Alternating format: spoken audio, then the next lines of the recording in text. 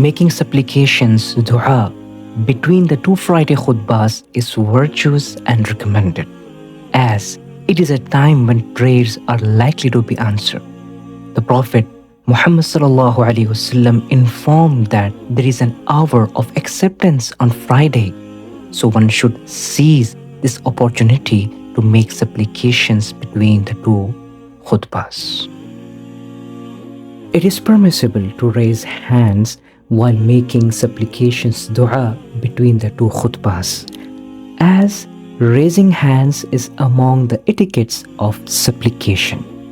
There is no harm whether one raises their hands or makes supplications without raising them.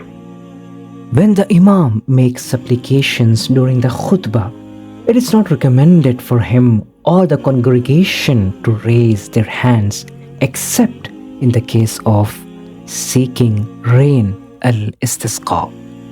The companions of Prophet, may Allah be pleased with them, disapproved when Bishr bin Marwan raised his hands in supplication during the khutbah.